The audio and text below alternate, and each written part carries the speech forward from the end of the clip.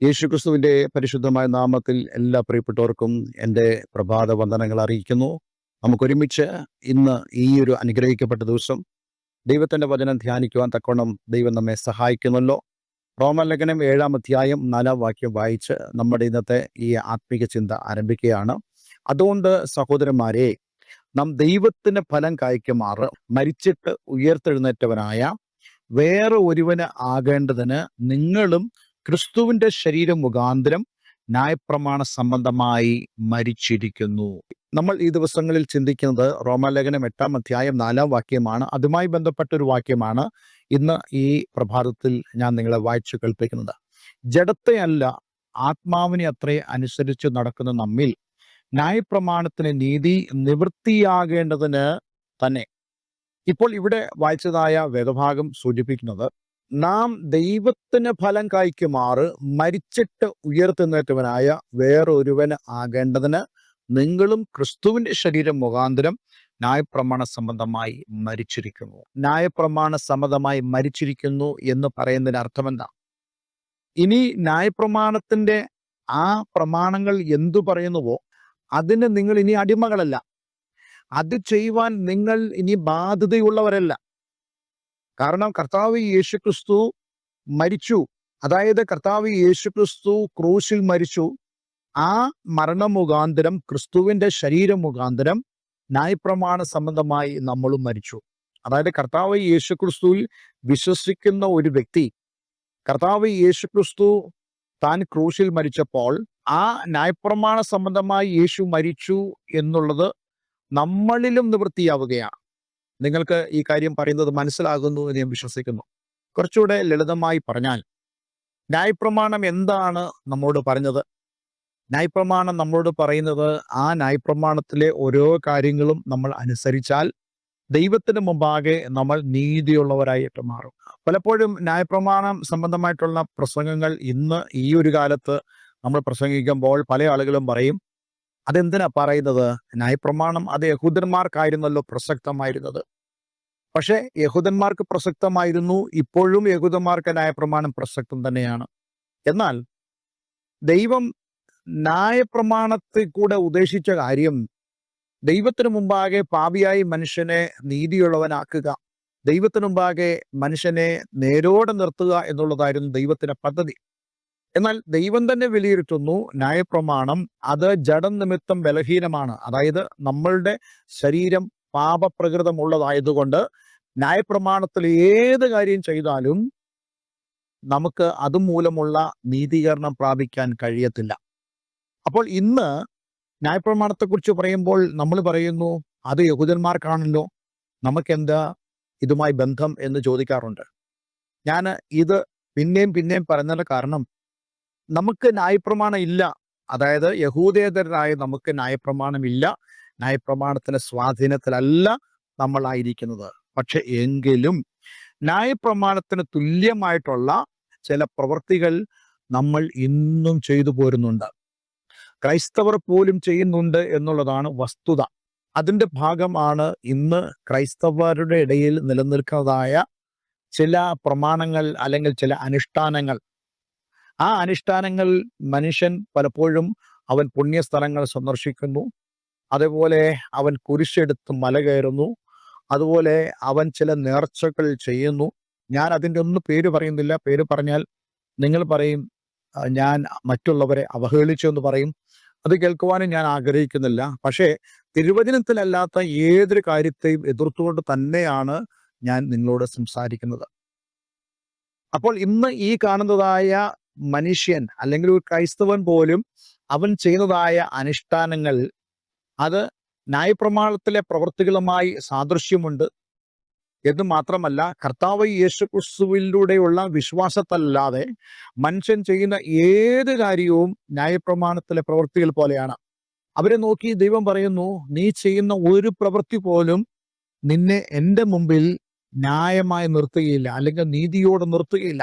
അങ്ങനെയാണെങ്കിൽ നമ്മൾ ചെയ്യുന്ന ഏത് ഇങ്ങനെയുള്ള പ്രവൃത്തികളും ദൈവത്തിന്റെ മുമ്പാകെ യാതൊരു സാധുതയും ഉള്ളത് അല്ല. അപ്പോൾ നമ്മൾ ചോദിക്കും, പിന്നെന്താ ഞാൻ ചെയ്യേണ്ടത്? അതാണ് ദൈവത്തിന്റെ വചനം പറയുന്നത്. കഴിഞ്ഞ ദിവസം നമ്മൾ വായിച്ച വാക്യം, റോമലേഖനം 6:14 നിങ്ങൾ ന്യായപ്രമാണത്തിനല്ല കൃപയ്ക്കത്രേ അധീനരാകയാൽ.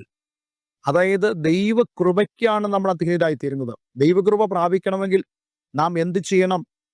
ദൈവകൃപ പ്രാപിക്കണമെങ്കിൽ ദൈവവചനപ്രകാരം ജീവിച്ചെങ്കിൽ മാത്രമേ ദൈവത്തിന് കൃപ നമുക്ക് ലഭിക്കത്തുള്ളൂ.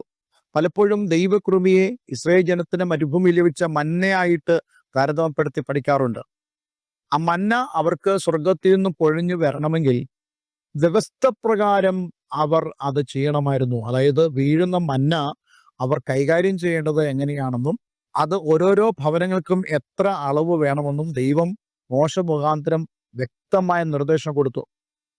അതിന്റെ പാലനം അല്ലെങ്കിൽ അത് അനുസരിക്കുന്നതായിരുന്നു ആ മന്ന പൊഴിയുന്നതിന്റെ ആ കൃപ എന്ന് പറയുന്ന പോലെ ദൈവകൃപയും അതുപോലെ.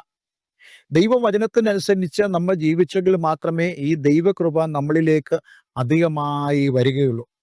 അതുകൊണ്ട് ന്യായപ്രമാണം സംബന്ധിച്ച് നമ്മൾ മരിച്ചവരാണ്. കാരണം കർത്താവ് യേശുക്രിസ്തു നമ്മുടെ സ്ഥാനത്ത് ക്രൂശിൽ മരിച്ചതുകൊണ്ട് അവന്റെ ശരീരം ന്യായപ്രമാണത്തിൻ പ്രകാരമല്ല ആയിരിക്കുന്നത്, മറിച്ച് കൃപയാലാണ് ആയിരിക്കുന്നത്.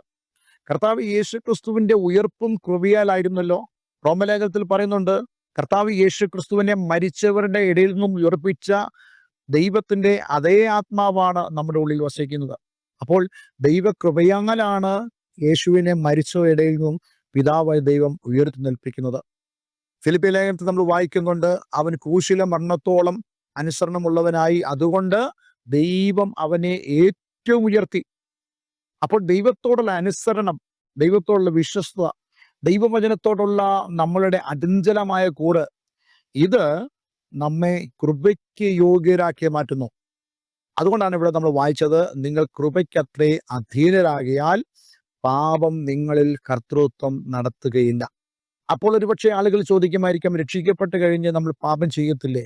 ആ ഒരു ചോദ്യത്തിന് മറുപടി എന്ന് പറഞ്ഞാൽ, നമ്മൾ പാപത്തിന് അടിമത്തമുള്ളവരല്ല. പാപം നമ്മളെ നിയന്ത്രിക്കുകയില്ല. കാരണം നമ്മുടെ ഉള്ളിൽ ദൈവത്തിന്റെ പരിശുദ്ധാത്മാവ് ഇരുന്നുകൊണ്ട് നമ്മളോട് പാപത്തെക്കുറിച്ചും നീതിയെക്കുറിച്ചും ന്യായവിധിയെക്കുറിച്ചും ബോധം വരുത്തുന്നു എന്ന് മാത്രമല്ല, ഹീസ് ടീച്ചിങ് അസ്, അവൻ നമ്മെ പഠിപ്പിക്കുന്നു. എന്ത് പഠിപ്പിക്കുന്നു? എങ്ങനെയാണ് നീതിയുടെ മാർഗത്തിലൂടെ നടക്കുന്നതെന്ന് നമ്മെ പഠിപ്പിക്കുന്നു. ഒരു തെറ്റ് നമ്മൾ ചെയ്തു പോകുന്നു, ആ ചെയ്തു പോകുമ്പോൾ തന്നെ ദൈവത്തിന്റെ പരിശുദ്ധാത്മാവ് നമ്മെ ആ സ്ഥാനത്ത് കുറ്റപ്പെടുത്തുന്നു. നോക്കൂ, നീ ദൈവം മുമ്പാകെ അക്സെപ്റ്റബിൾ അല്ല, അതുകൊണ്ട് നീ ഇപ്പോൾ തന്നെ നിന്റെ പാപം ഏറ്റു പറയണം. ദൈവത്തെ ആത്മാവ് നമ്മെ നിർബന്ധിക്കുക. ഇനി അതുപോലെ തന്നെയാണ് പാപം ചെയ്യേണ്ടുന്ന ഒരു സാഹചര്യത്തിലേക്ക് കടന്നു വരുമ്പോൾ ദൈവത്തിന്റെ പരിശുദ്ധാത്മാവ് നമ്മെ വിലക്കുന്നു. അരുത്, അരുത്, ചെയ്യരുത്. റോമലേഖനം 8-ാം നമ്മൾ വായിക്കുന്നുണ്ട്, ദൈവത്തിന്റെ ആത്മാവ് നമ്മുടെ ആത്മാവോട് ചേർന്ന് നിന്നുകൊണ്ട് പറയുന്നു, നീ ദൈവത്തിന്റെ മകനാണ് എന്ന് സാക്ഷ്യം പറയുന്നു. അപ്പോൾ ദൈവത്തിന്റെ ആത്മാവ് നമ്മുടെ ഉള്ളിൽ എപ്പോഴും സജീവമായി നിൽക്കുവാൻ ആഗ്രഹിക്കുന്നു.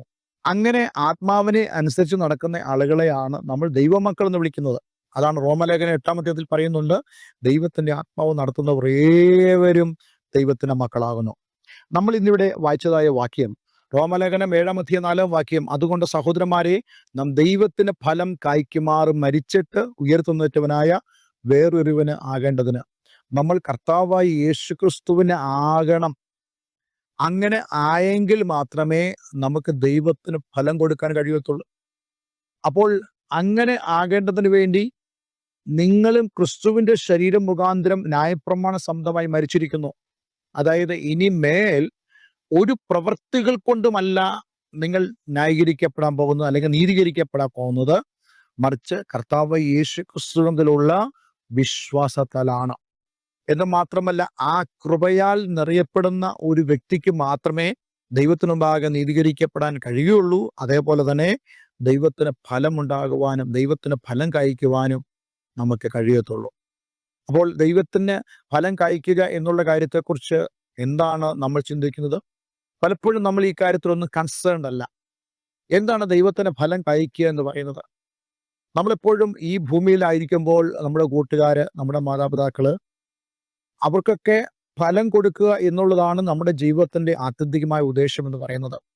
അവരുടെ മുമ്പാകെ നല്ലൊരു ആളാകുക, അവരെ സഹായിക്കുന്നവരായി തീരുക, അവരുടെ മുമ്പാകെ നല്ലൊരു അപ്പിയറൻസ് ഉണ്ടാക്കിയെടുക്കുക, അതുവഴി ലോകത്തിന് മുമ്പാകെ നല്ലൊരു അപ്പിയറൻസ് ഉണ്ടാക്കി കൊടുക്കുക, നമ്മളെ തന്നെ നമ്മൾ ബ്രാൻഡ് ചെയ്യുന്നതായ അവസ്ഥകൾ, ഇതെല്ലാം തന്നെ നമ്മുടെ ജീവിതത്തിൻ്റെ അഭിലാഷങ്ങളാണ്. പക്ഷേ ഇവിടെ പറയുന്നു, നമ്മുടെ ലക്ഷ്യം ദൈവത്തിന് ഫലം കായ്ക്കുക എന്നുള്ള ആ ഉദ്ദേശത്തിലേക്ക് കടന്നു വരിക. അതായത് നമ്മുടെ ജീവിതത്തിൻ്റെ ലക്ഷ്യം ദൈവത്തിന് ഫലം കായ്ക്കണം എന്നുള്ളതിലേക്ക് നാം വരുന്നെങ്കിൽ മാത്രമേ നമ്മുടെ ജീവിതം കൊണ്ട് എന്തെങ്കിലും ഈ ഭൂമിയിൽ അർത്ഥമുള്ളൂ. പലരും ദൈവത്തിന് ഫലം കായ്ക്കുന്നതിനെക്കുറിച്ച് ചിന്തിക്കാറില്ല. മറ്റുള്ളവർക്ക് വേണ്ടി, ലോകത്തിന് വേണ്ടി ഫലം കായ്ക്കുന്നതിനെക്കുറിച്ചാണ് നമ്മൾ പലപ്പോഴും ചിന്തിക്കുന്നത്. എന്നാൽ ദൈവത്തിന് ഫലം കായ്ക്കുന്ന ആ ഒരു ചിന്തയിലേക്ക് നമുക്ക് വരുവാൻ കഴിയണമെങ്കിൽ ഇതുപോലെ തന്നെ നാം കർത്താവ് യേശുക്രിസ്തുവിൽ വിശ്വസിച്ച് ആ വിശ്വാസത്തിലൂടെ ന്യായപ്രമാണ സമ്മതമായി മരിച്ച് കൃപയ്ക്ക് അധീനരായി തീർന്ന് ദൈവത്തിൻ്റെ ആത്മാവിന് അനുസരിച്ച് നടക്കുന്നതായ അനുഭവം നമ്മുടെ ജീവിതത്തിലുണ്ടെങ്കിൽ നമ്മുടെ ജീവിതം ദൈവത്തിന് ഫലം കായ്ക്കുമാറുള്ള ജീവിതമായി മാറും. അതുകൊണ്ട് പ്രിയമുള്ളവരെ, ഈ സന്ദേശം നിങ്ങളുടെ ജീവിതത്തിൽ ഇന്ന് ഒരു വലിയ അനുഗ്രഹമായി തീരട്ടെ എന്ന് ഞാൻ പ്രാർത്ഥിക്കുന്നു, ആഗ്രഹിക്കുന്നു. നമുക്കൊരു വാക്ക് പ്രാർത്ഥിക്കാം. സ്വർഗീയ പിതാവേ, നല്ല സമയത്തിനായി സ്തോത്രം. ഈ വചനം കേട്ട ഏവരെയും ഞാൻ യേശുവിൻ്റെ നാമത്തിൽ അനുഗ്രഹിക്കുന്നു. ജീവിതത്തിൽ ഞങ്ങളുടെ ലക്ഷ്യം ദൈവത്തിന് ഫലം കായ്ക്കുമാറ് എന്നുള്ളതായ ആ ലക്ഷ്യത്തിലേക്ക് എത്തുവാൻ ഞങ്ങളേവരെയും നീ സഹായിക്കണമെന്ന് പ്രാർത്ഥിക്കുന്നു. പ്രാർത്ഥന കേട്ടതിനായി നന്ദി. യേശു ക്രിസ്തുവിൻ നാമത്തിൽ തന്നെ. ആമേൻ, ആമേൻ. ഇന്നത്തെ വേദവചനം നിങ്ങളുടെ ജീവിതത്തിൽ വളരെ അനുഗ്രഹത്തിന് കാരണമായി തീർന്നു എന്ന് ഞാൻ വിശ്വസിക്കുന്നു. ഈ സ്ക്രീനിൽ കാണുന്ന ഫോൺ നമ്പറുകൾ ഞങ്ങളെ വിളിക്കുക. എല്ലാവരും ദൈവം അനുഗ്രഹിക്കട്ടെ. Have A nice day. God bless you all.